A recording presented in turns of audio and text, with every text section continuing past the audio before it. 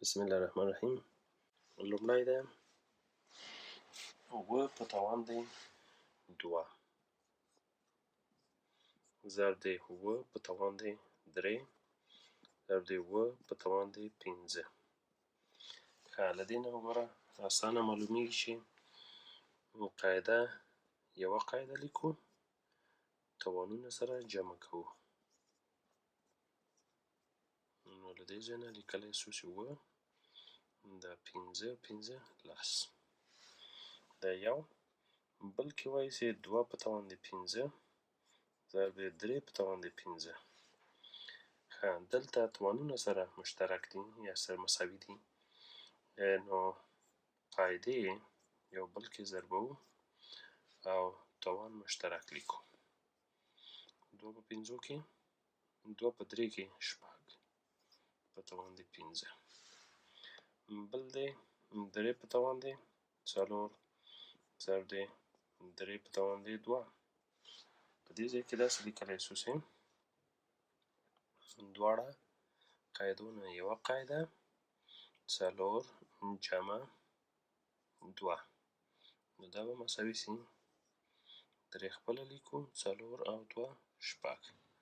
دا هم په خپله تاسې دا ځوابونه ځان سره ولیکئ. دوه په توان دی درې درې په توان دی دوه. دلته تاسو وګورئ داسې لیکلی سو چې دا دوه ضرب دی دوه ضرب دی دوه او د دې په ځای باندې درې ضرب دی درې لیکلی سو. دلته وګورئ دا په لومړي قدم کې دوه د دوه په توان دی دوه ضرب دی درې په توان دی دوه. د دې نه لیکلی سو دوه اوس د دواړو توانونه دوه دي نو دوه ضرب دی درې په توان دی دوه.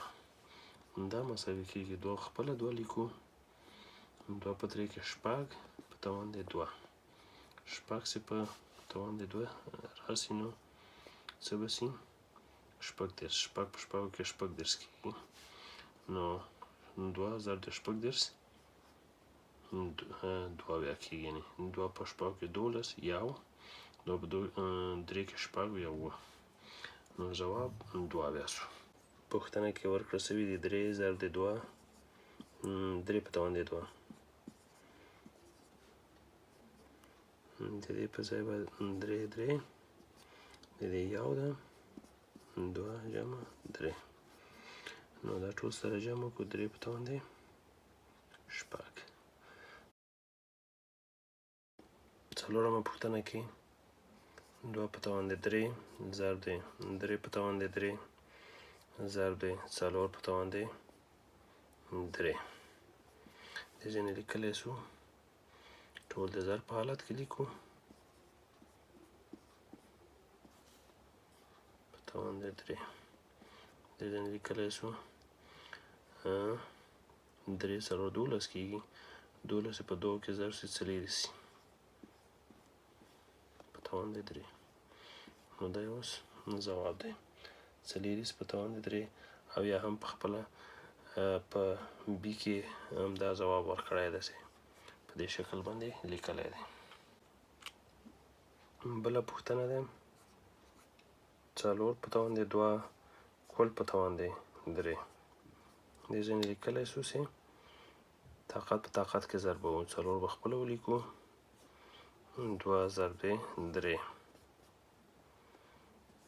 څلور خپله لیکو دوه په درې کې شپږ، نو ګورو چې ای ځواب څلور په توان دی شپږ دی.